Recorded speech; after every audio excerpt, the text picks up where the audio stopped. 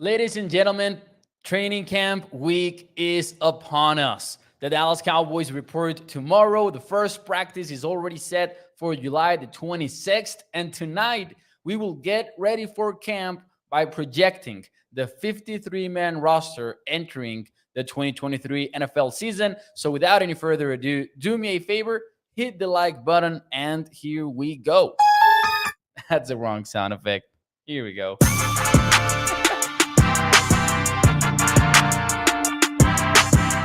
What is up, everyone, and welcome into A2C Sports Dallas Primetime. I am your host, Mauricio Rodriguez, streaming with you live every Sunday through Thursday night at 8 p.m. Central here on Dallas On Demand Sports Talk Network. With a lot more content coming your way, make sure that you check out a2csports.com/Dallas. And as always, make sure that you hit that thumbs up, hit that like button for me. And tonight, we'll start the primetime week with a show that I've been wanting to do for a long, long time. It is only our second 53-man roster projection of the offseason. And I'm a little bit disappointed in myself because of that, because I wanted to do one right after minicamp, but we were not able to. Then one before training camp, and then this is what we are doing tonight. And hopefully, before cut down day, we have another roster projection. And this time it will be tougher, by the way, because I don't know if you guys remember this, but this year we are going back to just one cut down day. So instead of going from 90 to 75 and from 75 to 70 and then to 53, we're doing 90 players all the way down to 53 players on August the 29th. So it's going to be a bloody weekend in the NFL with so many players losing their jobs before the final the final roster is set. Anyways, Neville Gallimore and Sean Wright is on the cut list, says Mitrius Adams on YouTube. Juan Daniel, what is up? Katharina says, hello, Cowboys Nation. Thank you, everyone, for being here. By the way, my apologies for starting late. My apologies to everyone except for Paul, because he's the number one fan of Primetime.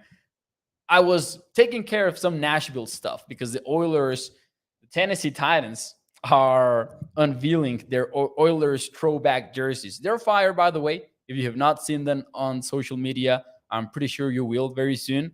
But they're pretty cool. I got to give them respect because it's a fire look. And for 49 seconds of that jersey reveal, they made me feel like I was a Titans fan, like the hype was high in that video. So tonight we will dive into, wait, no, I didn't want to block. Did I block the Guru? It's not a block. I'm sorry, Guru. Oh, no, man. How do I remove that? Is there a mod who can help me remove that? That was an accident. That was totally an accident, Toxic Tom. Man, if one of you guys who have the Granches because you're mods and you can help me out with that, I would appreciate it. That was not my intention at all. I think that it was in a block. Like a literal block. That's a good thing. So anyways, oh man, Guru, I apologize. I'll try to fix it as soon as this show is over. I don't know if there's something that I can do. Anyways, I'll try to fix it. But in the meantime, we will be starting the show. Oh man, I feel terrible for Guru. I want to buy him a cookie after this is all done. I'm sorry, man. Hopefully he still can watch the show. But anyways, let's get into the roster projection from tonight. Toxic says that he cannot undo it. Oh, man. Anyways. Okay, it's only 300 seconds. He said hit the like button. This is Toxic Tom. Man, that was not my intention at all. Oh, man. Poor Guru. I feel so bad right now. I think Guru will understand and we can move on with the roster projection. Apologies for those who don't understand what's going on. Seems like I blocked somebody by accident, and that wasn't my intention at all. But anyways, let's get into the roster projection that I promised you on Thursday. I told you, you had to call me out if I didn't come prepared for tonight's show with the roster projection.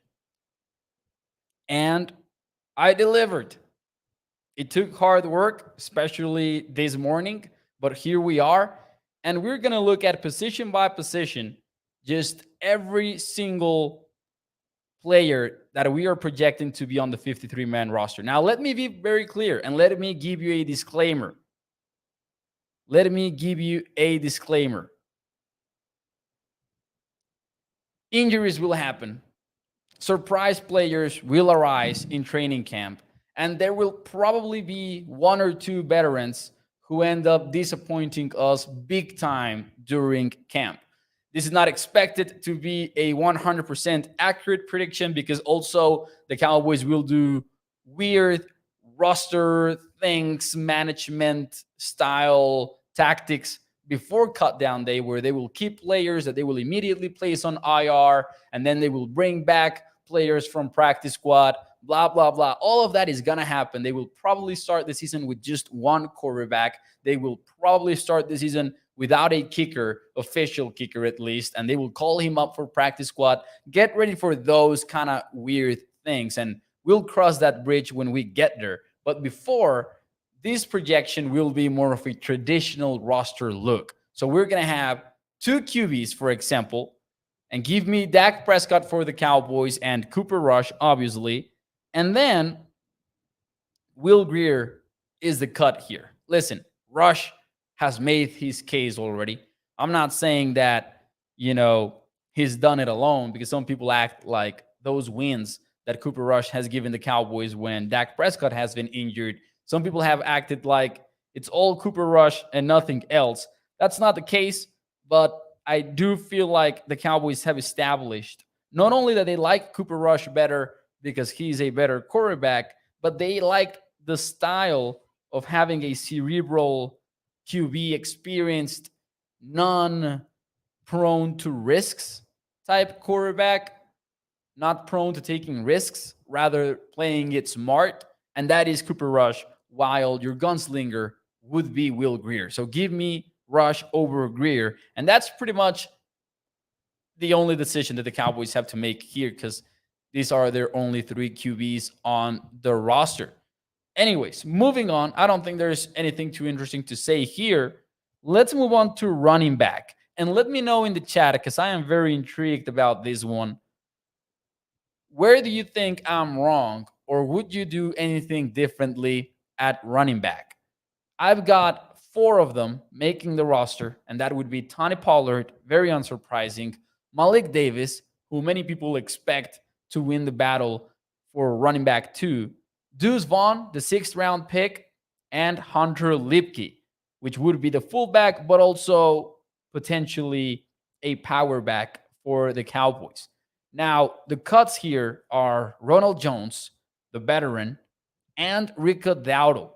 And I've talked about Dowdle before on the show because feels like we only kind of ignore Dowdle over Davis automatically. But I do expect Rico to put up a fight when the season starts, when training camp starts. Man, I have not seen Guru comment again, and I just feel so bad about it right now. Somebody tell him that I'm so sorry. I don't know. I'm guessing he's watching the show. I don't know if he can comment again. Maybe he left. Maybe he felt offended and he left. It was all an accident. I feel so bad. Anyways, let's see what you guys have to say. I'm still not over it. Let's see. Pollard, Davis, Deuce, and Lipke says Todd Cook. Mick says Cooper Rush is the GOAT. Belma says, hello, Mo. Now listening to you. Very interesting to hear. Thank you for being here. Gregory says, looks good. I like the running back situation, says Lance.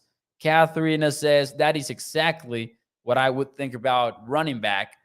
Now, the interesting thing about the running back position, though, is I feel like this is a battle between Malik Davis and Rico Dowdle to make the roster and also to be running back 2. And maybe that doesn't make a ton of sense, but here's how I look at it. Hunter Lipke is in a battle of his own. He's fighting probably the tight ends at this point to make the roster as a fullback and as a power back. Deuce Vaughn as a sixth round pick, as a very different type of body type and different type of archetype as a player. He's also on a battle of his own. But Malik Davis and Rico Dowdle seem like very similar running backs. Like they're these well balanced type players that can impact the running game and the passing game. And then they're not only fighting for the spot on the roster, but I think that archetype is what the Cowboys would be looking at for a running back two position, at least while Deuce Vaughn proves himself durable enough and reliable enough in the pass pro department to become a number two running back. But while that happens, it feels to me like Malik Davis and Rico are fighting each other for the same job. But the stakes are even higher because the Cowboys have so many backs that the one who doesn't win that role is probably out of the roster. So I'm very intrigued to see how that plays out. Or maybe the Cowboys say, you know what, Liebke is not ready. He'll have to wait. I would be more surprised if that happens with Deuce, considering that he's a draft pick. And yeah, 6th round draft pick, but the Cowboys still like their picks a lot. So I'm looking forward to seeing this battle play out. And it's going to be one of the most fun to watch in training camp for sure. The Guru is back. He says, wow, I will whisper it next time. Guru, I really am sorry, man. I wasn't trying to block you. I just saw that I clicked something accidentally, and then I thought that maybe it wasn't a big deal, and then I realized what I had done. I'm so sorry for that. Joey Bella, Gregory, also welcoming back the Guru alongside Toxic Tom, who says he is back. Oh man, I'm sorry. I still am sorry, man. I'm glad you're back and you didn't have to wait until like tomorrow or something like that. Anyways, that will do it for running back. So we've got 2 quarterbacks, 4 running backs. Now moving on to wide receivers. And this is one of the most fun positions as well. I've got 6 wideouts making it with the Cowboys. And that is your starting 3, CeeDee Lamb, Michael Gallup, and Brandon Cooks. And then, this is where it gets interesting. The battle for wide receiver 4 will be all between Jalen Tolbert and Simi Fehoko, as we have discussed a lot of times. And then, man, I thought about this one so much, but I do have Kevontae Turpin making it. You know what I think of this? I'm not sure that Turpin makes it just as a specialist, and I'm not entirely sure that he proves this offseason that he can have a bigger role on offense. Now, Mike McCarthy himself said this during the offseason. He said, you know what? Turpin does have a step to take, an additional step to take. He needs to prove more on offense. And I agree. And I know about the speed and all of that, but as we've discussed countless times here on the show, it's also about route running. It's also about size. It's also about catching through contact and all of that. Can he do it? And I have my doubts. I personally consider myself a skeptic when it comes to Kevontae Turpin playing a role on offense. And with the new touchback rules, making his impact on kickoff returns even less of a significant impact, I think that he faces an uphill battle. I do have him making the roster, but I do want to say I think he is also facing quite the training camp battle, and it's also one against himself. Now, big name cuts here on the wideout position, because you've got Dennis Houston, Dontario Drummond, and then the UDFA guys. Jalen Brooks is the 7th round draft pick. I mixed some Spanish in there. Some of you might have caught that. Anyways, Jalen Brooks is a 7th round draft pick. David Durden, UDFA. Jalen Moreno Cropper, who many people are rooting for him, also cut in this scenario. Jose Barbon the same. And then you've got Tyron Johnson and John Stephens Jr. also being cut from this. Wideout is expected to be a position that has a surprise. I feel like a lot of people want to see one of the UDFA guys and maybe even somebody like Dennis Houston. Dennis Houston is an interesting one because he did make the roster last year over some other players that we expected to be in the conversation as well. So let's see what you guys have to say, though, in the chat. How do you feel about this one? Lance says, so I guess Houston was a blip, and maybe not. He does have a chance. I think that every one of those wideouts, including the UDFAs, has a chance to make the roster. That's going to be one of the most fun positions in camp. But does Tolbert, like say Fehoko and, knock on wood, but say Fehoko gets banged up again. And then it happens to be like the third year in which that happens. Do the Cowboys move on, right? That's a potential scenario. And another scenario, which would be a little bit extreme, but what if Tolbert doesn't pick it up? Like we know by now, and this has been said by the coaches, this has been discussed by Tolbert himself. The problem for him has been the mental aspect of the game. It hasn't been about the physical aspect. It has been about learning the position and learning to do different things at wideout. He's talked about this a lot. What if in year 2 he still has not picked it up? And we're going to find out about that in camp, obviously, because I'm not saying that the team will find out. I'm saying that we will find out because in OTAs and minicamp, maybe the team can hide stuff. Not in camp, though. There's a lot of people in camp. So we're going to find out about that. And wideout could feature some surprises. For now, though, I think that the Cowboys do like Fehoko. I do think that they have faith in Tolbert picking it up. I wonder about Turpin a whole lot. And I usually am very skeptical of UDFAs on these projections because we can get excited about one or two guys, but usually just one or two actually like make it, right? So I'm not going to go there other than Hunter Lipke, I think, in this entire projection. Spoiler alert. But let's see what you guys have to say, though, in the chat. Todd says, yeah, I'm not sure both Fehoko and Turpin make the roster. It's a tough one to call. Yeah. Michael H. says, special teams Turpin always has been a tiebreaker.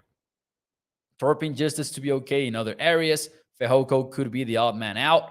Now, Fehoko, by the way, and whoever is the number 4 wideout, will be contributing on special teams too. Not as a returner, though, which is what Turpin brings to the table that others don't. I like Mo's wideout count. I concur, says Guru. Shout out to Guru. I'm going to read every Guru comment tonight. I feel like I have to. Guru says, if Tolbert is that bad in camp and preseason, he's headed for practice squad. Hey, I don't dismiss it. I wouldn't dismiss that possibility at all. Toxic Tom says, Mo, do they call offsides in college? Yeah, they probably do, man. All right. That's the wideout position. It's going to be a tough one. Hey, by the way, guys, before we get to tight end, which is also a pretty tough one to predict, because if you're carrying 4 running backs and 6 wideouts, are you going to be able to carry a 4th tight end? Not as easy as it looks. So that's what makes it interesting for me. But before we get into that position, do me a favor and hit the like button for me. Hit that thumbs up, because remember that every like puts this show in front of more and more Cowboys fans. And if you're enjoying this, that is the single biggest way that you can help me out. Hit the thumbs up. It takes about a fraction of a second, and I would really appreciate it. Anyways, tight end. Obviously, what we are the most intrigued about is who wins the starting role. Is it going to be Jake Ferguson? Is it going to be Luke Schoonmaker? We'll find out about that. In the meantime, who is making it, though? And I've got 3 tight ends. But hey, Mo, the Cowboys are going to play a ton of 12 personnel. They're going to need more depth than that. I see that a point. And I kind of feel like agreeing with that sometimes. However, Hunter Lipke, in my opinion, can be somewhat of an H-back, and that means he can be a pass catcher, but he can also be a blocker. So to me, carrying a fullback like Hunter Lipke would allow the Cowboys to go short at tight end. Now, I've got Schoonmaker, Ferguson, and Peyton Hendershot making the team, with Seth Green, Princeton Fant, the UDFA from Tennessee, and Sean McKeon being cut. Now, what's interesting here is you can likely sneak your fourth favorite tight end into the practice squad. Probably Princeton Fant, maybe Sean McKeon, and then have him be a call-up on game day if you are planning to have a heavy 12 personnel offense that day or something like that. But I'm going to say that the Cowboys are going to prioritize getting the fullback in there, and that's Hunter Lipke. I don't know if you can carry 4 running backs, including your fullback, plus 4 tight ends. Just remember, this is a zero-sum game, and we need to have 53 players on the roster only. So I would try to fit in a 4th tight end because I know that's the ideal roster archetype maybe for an NFL offense, but I do need that fullback. I think that McCarthy wants that fullback. I think that the Cowboys have been pretty high on Hunter Lipke, and they gave him a ton of guaranteed money.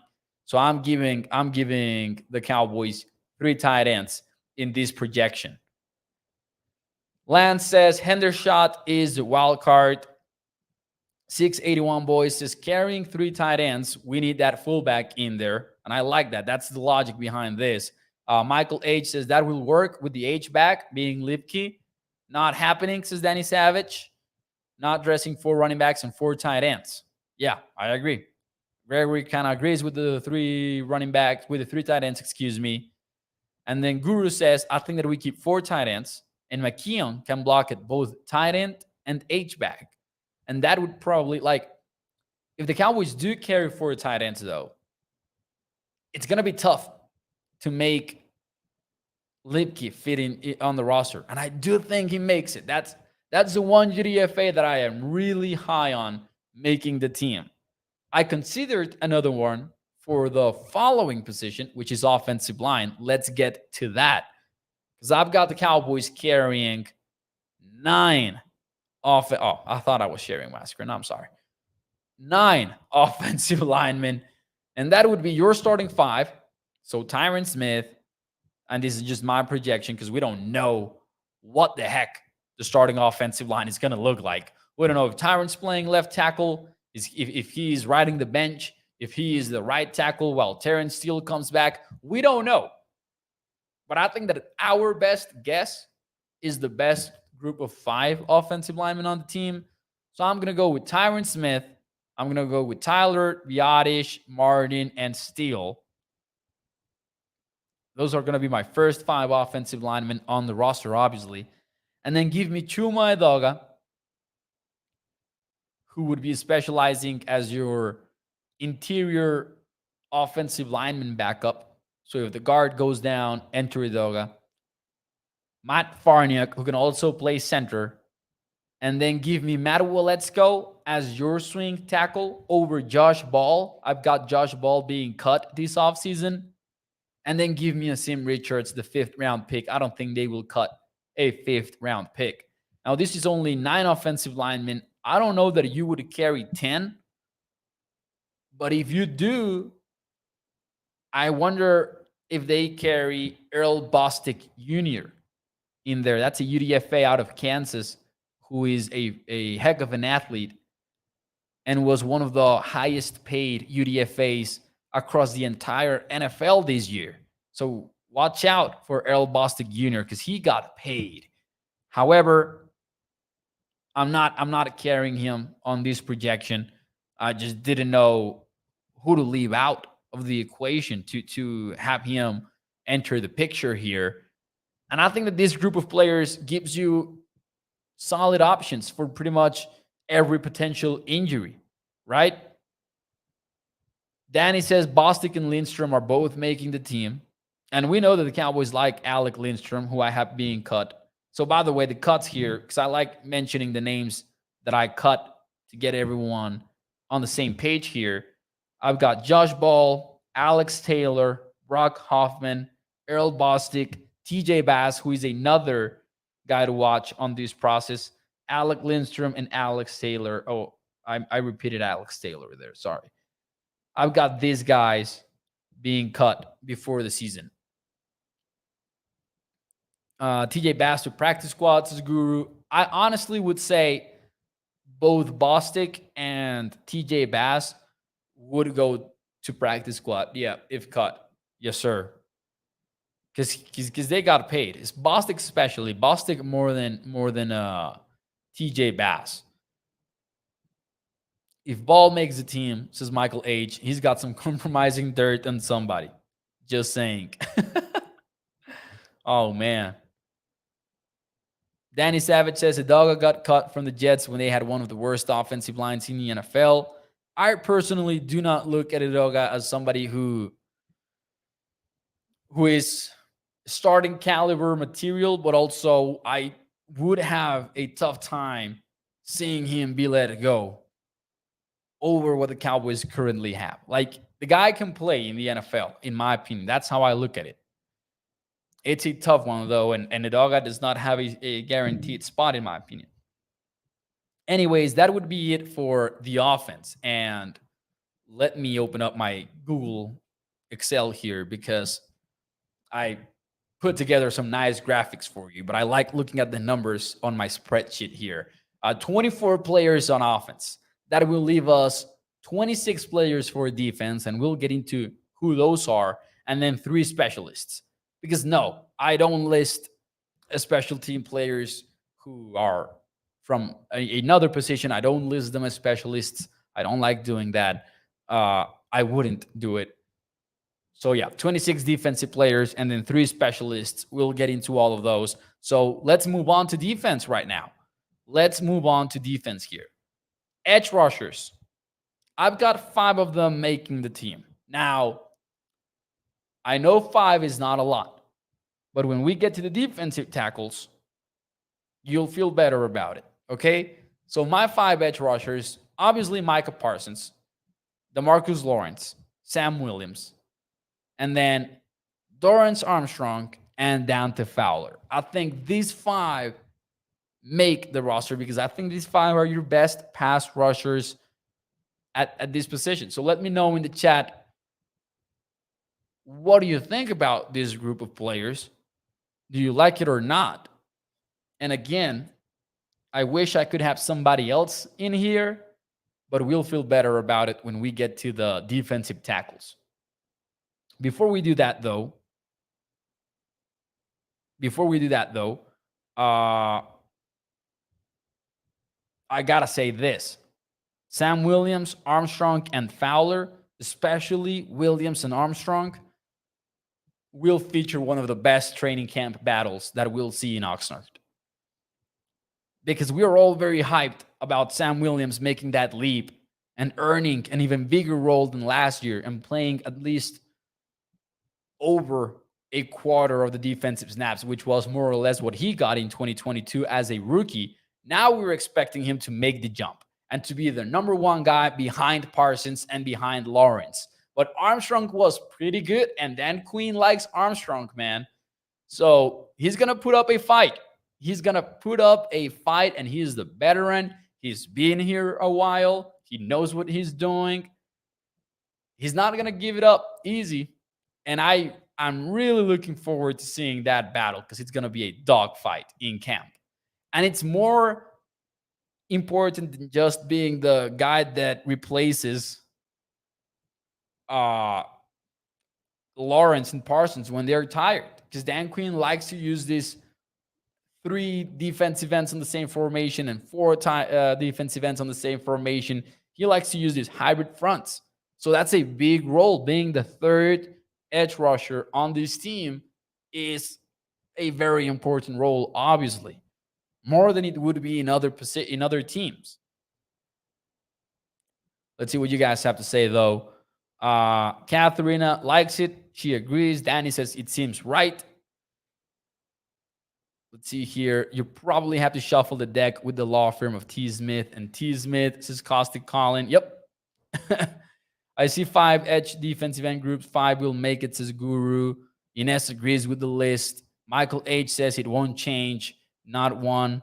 Armstrong, he's really good on special teams, says Mark Aaron. Oh, he fuels the Cowboys punt block unit.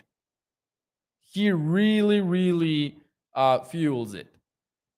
I think there's a spot here for a 53rd player. You know, those guys that are not only fighting their guys in their position room, but rather guys at other positions to be the 53rd player to make the roster. I think somebody like Isaiah Land, a UDFA, could be in this situation because the Cowboys got some talented edge rushers in undrafted free agency.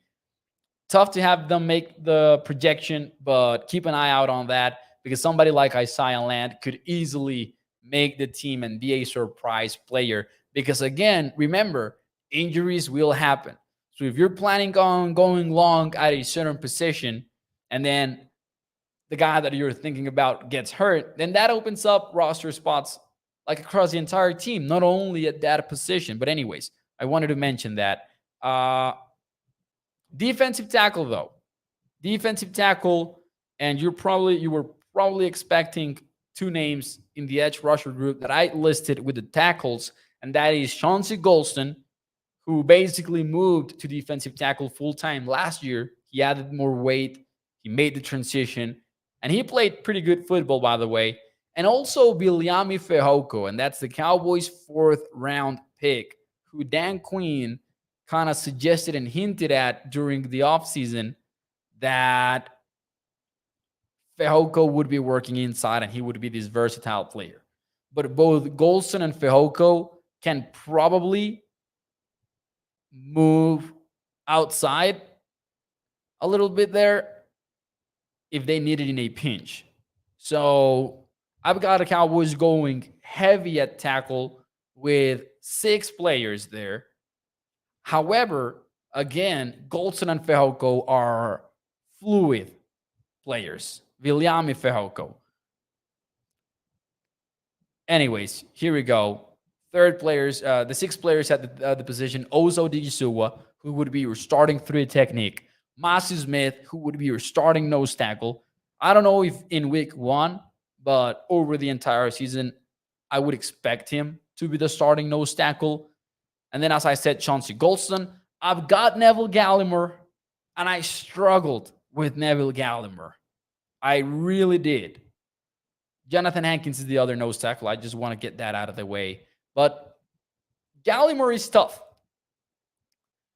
because I personally would give Golston the edge over Gallimore. And I think he would probably, like Fehoko, would also have the edge over Gallimore because he's a 4th-round pick. And just based on the way that the Cowboys do things, they're not going to cut a 4th-round pick unless he's a complete and total disappointment. Otherwise, that guy is not getting cut, right? So I look at it from that point of view and I say, okay, Gallimore's seat is as hot as it can get. And yet, looking at the entire roster and looking at the entire picture, and I can probably share my spreadsheet when we near the end of the show so we can look at the big picture. I just didn't feel the need to cut a guy who has a different body type, who can be more of a through technique, but on a heavier side of things than Golston and Fehoko will be. So if you're facing a team that is going to go heavy on you, I don't know if I want to get rid of Gallimore for those type of game plans. I just don't know. And I didn't see the need to cut him. So all I'm saying is he's staying on board for now, but he's on the hot seat. Anyways, big name cuts here, though, because Quinton Bohanna does not make it in my projection. I think that Quinton Bohanna has been, I don't want to say a disappointment because he has had his moments for sure, but he's also been in a situation in which he hasn't shined, I believe, as much as we would have expected him to at the nose tackle position. And we've seen him play other spots as well.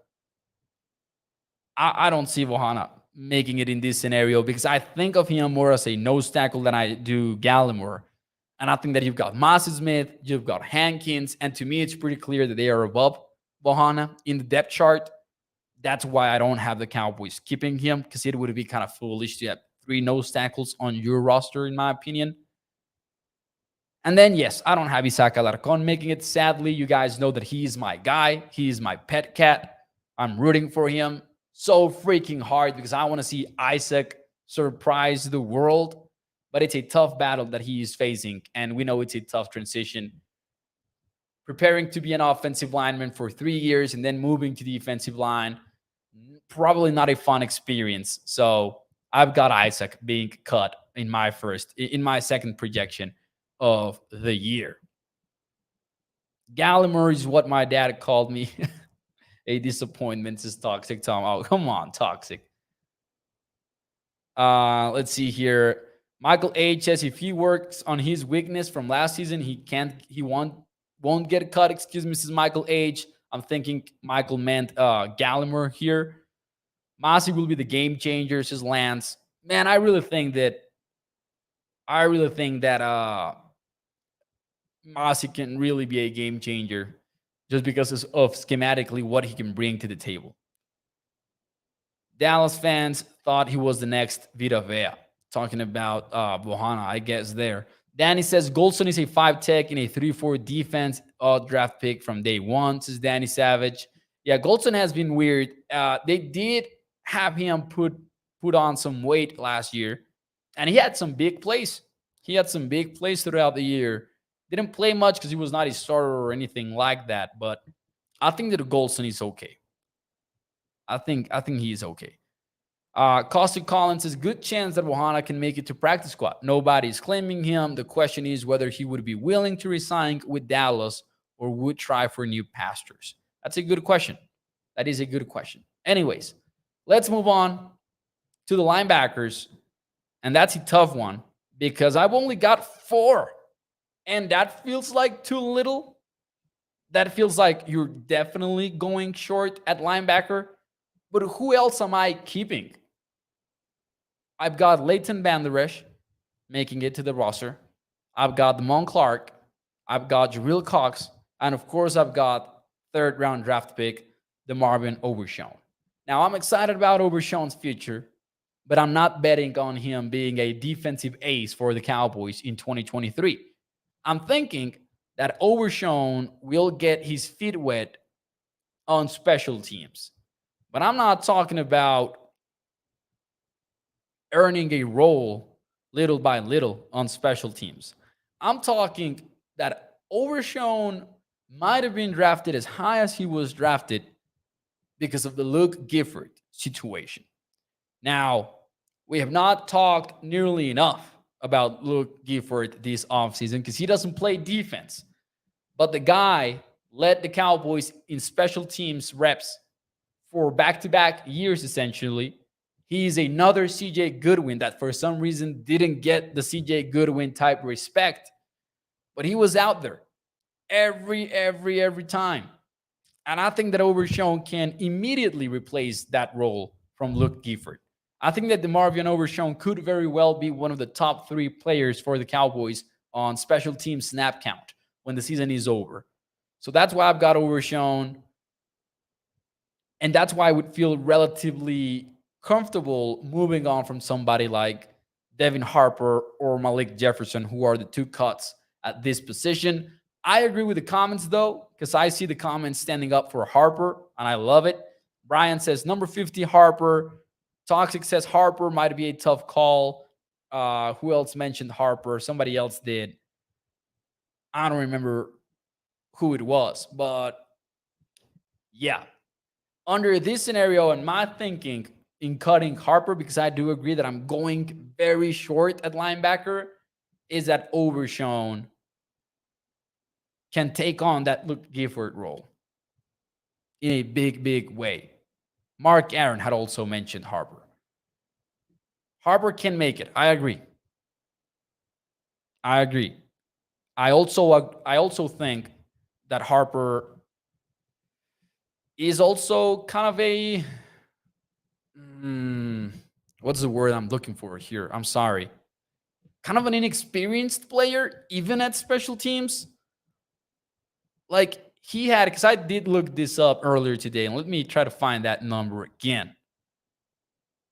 Harper had, what was it? Let's see if we can find it here real quickly. Like I'm even struggling to find him on the special team snap counts for the Cowboys. Harper had a 10% snap count, 11% snap count on special teams last year. So was he a special teams ace last year? No, he was not. He would be becoming one.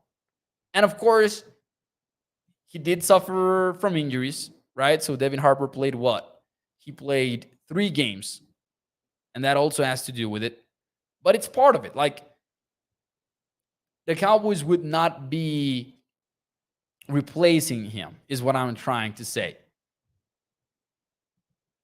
Those 3 games that he played, which were against the Tampa Bay Bucks and then the Bengals and the Giants, the first 3 weeks of the season, he did play a lot on special teams. So maybe the Cowboys saw enough to keep him on board during those 3 games. I just don't know who steps into the Gifford role to Toxic Tom. I have a feeling it's going to be Overshown. That's just me, though. That's just me for several reasons. One, Overshown is a heck of an athlete, and he's a guy that has the speed, the explosiveness, the range to really make that unit and become a big part of it. And it also would probably explain why they drafted him in the 3rd round. Because if you remember, many people thought that it was too early for Overshown, but the Cowboys were always tied to Overshown during the pre-draft process, and maybe that was why. I think that could be why. Anyways. Moving on to cornerback, though. I have some changes from our initial projection from earlier in the year. I've got 6 corners making the roster, and that would be Trayvon Diggs, Stephon Gilmore, and Deron Bland. Those would be your starting 3. And then, yes, I've got Jordan Lewis. I'm sorry. I feel bad about it because I know that he's injured. I know that he's going to start training camp in pup. But I also know he's one of the few experienced, like really experienced players at corner. Costi Collins, is any word on Lewis? Is he healthy? Well, he's expected to start on pup for the Cowboys. And that bit of news can probably come our way tomorrow since the Cowboys are reporting to camp. But yeah, Jordan Lewis is expected to start the training camp period as a physically unable to perform player. That he still makes the team for me because he has experience. And if somebody goes down, I think that, for example, if somebody goes down on the outside, Bland can be kicked outside and then Lewis can take over the nickel role. Or if Bland goes down, Lewis can step in and have the experience at the position. And then I've got Eric Scott Jr. because it does seem like they like him a lot. They did trade up for him after all in the 6th round. And then you can also look at somebody like Izzy Mukwamu being involved in how the Cowboys will work if cornerbacks are injured. I don't have Kelvin Joseph making it this time. I did have him making it last projection, on my last projection. And then, yes, CJ Goodwin, as I said, exclusively a special teamer, but I refuse to list him as such. I need to put him with the cornerbacks. I think that is less confusing because otherwise, then you might also need to do the same with the linebacker A's, blah, blah, blah. So I just like to keep them on their positions.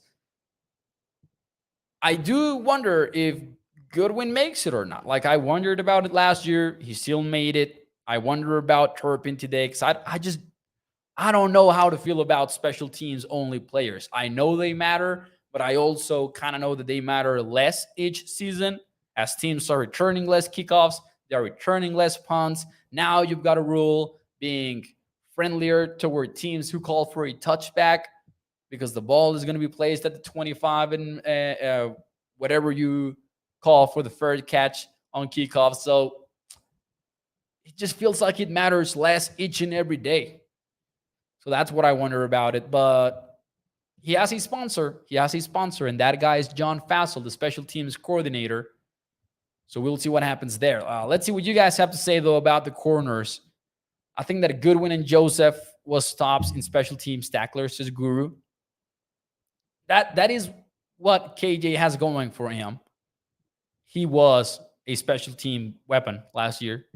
He had some good moments in there as well. That looks right, says Gregory. Toxic says Lewis is the biggest wild card. That's a nasty injury for a position that requires a ton of agility. And I agree. And that is what sucks about these type of projections. Like, we really don't know how healthy Jordan Lewis is or how unhealthy he is. Like, I'm including Lewis in here, but if he is injured, especially with his financial situation, and the injury is very serious and we don't know the details of it, then yeah, that's what you miss on with these projections. Blessings, Mao. Good odds, Julio. Thank you. Doing fine, Big. Thanks so much. Can't put too much confidence in a rook, says Lance. Easy played good in the playoffs, says Mark Aaron. And don't think that I don't have Easy on this team. Do not think for a second that I don't have Mukwamu making.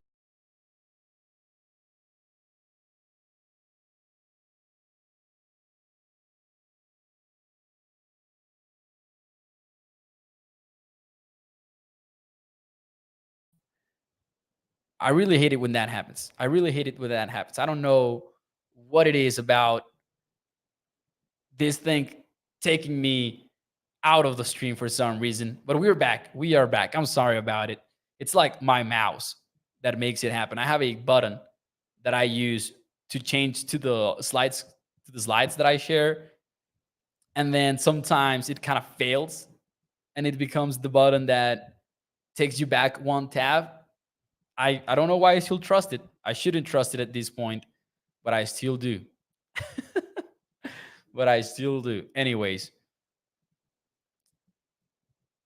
I do have Mukwamu on here as a safety. All right, there you go. I'm not going to use the buttons anymore. I do have Mukwamu in here as a safety because I've got 5 of them making them. I don't know about Marquise Bell. I struggle about him, but I do think that they bet on his upside, so I don't want to leave him off of the roster. But I've got Malik Hooker, Donovan Wilson, Jaron Kears, your starting safeties, and then Easy Mukwamu, who's not only your backup safety, but also probably your backup nickel cornerback.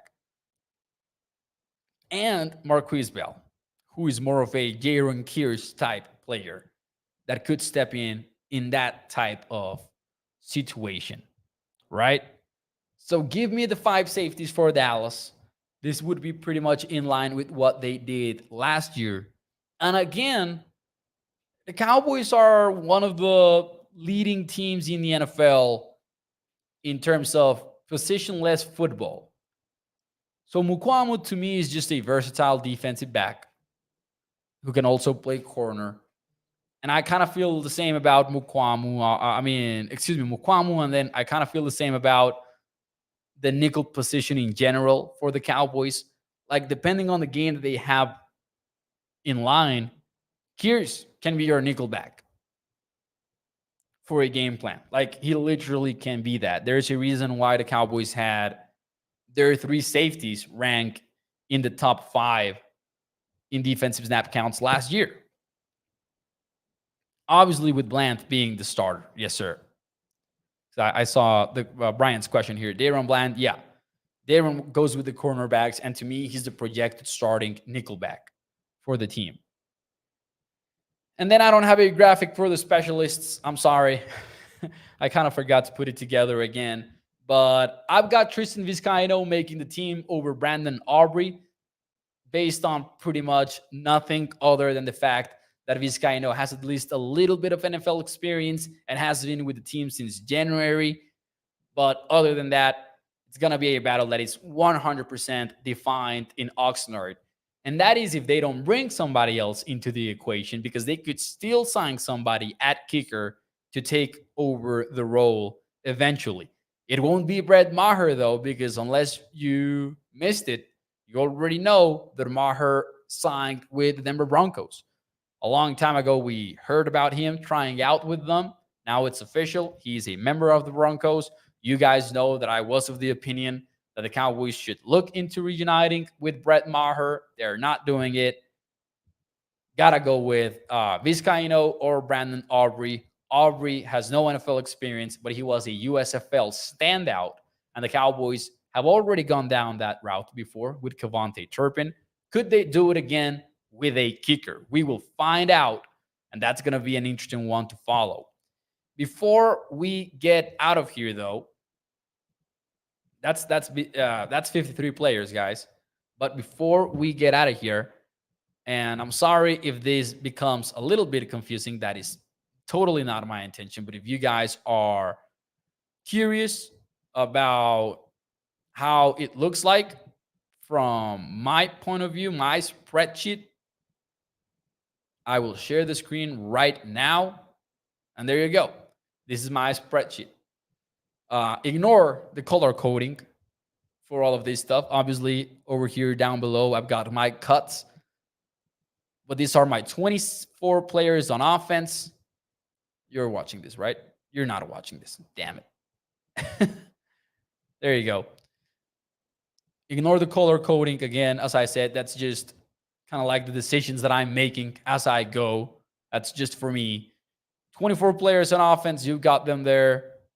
Obviously, some of this is on Spanish because it's my browser. And then on defense, this is my 26 players plus the specialists with the cuts over down there below. You can check that out. If you want to take screenshots, go ahead and do that. Yeah, both Fehocos made the team, Caustic. Yes, sir. Did you know they're not even brothers or anything like that? I don't think they're even cousins, actually. They were asked about it recently. That's my 53-man roster projection for you guys. Yes, Robbie Gould is still unsigned. Katharina, indeed. Add Jerry to the cut list, says Toxic Tom. Caustic says that I misspelled offensive. Damn, it's in Spanish. Anyways, ladies and gentlemen, didn't we let McKinley go? Oh, yeah, probably. He's probably still in there in the spreadsheet, though. Oh, man, the comments are always fun. Anyways, ladies and gentlemen, that will be it for me tonight here on the show. Do me a favor, though. Hit the like button for me. Share the stream if you enjoyed it. But remember, every like puts this show in front of more and more Cowboys fans. So if you take a fraction of a second to hit that button, it helps me out a lot. Mo had the guru on the cut list. Yes, I did. That was why. That was why. Hey, thank you to everybody. Thank you to everybody for tuning in. Even Paul, thank you, man. I appreciate your support every single night and the engagement that you provide the show. It really does help a lot. Anyways, I will see you tomorrow night, 8 p.m. Central Time. Let's get ready for this week. It's going to be a fun one. The Cowboys report to camp tomorrow, and then first practice will take place on the 26th. And then it is until practice 6, if I'm not mistaken, and we'll go over the details tomorrow, that the Cowboys can put on pads. And then we'll have some fun. Thank you so much. And I will see you tomorrow night. Bye-bye.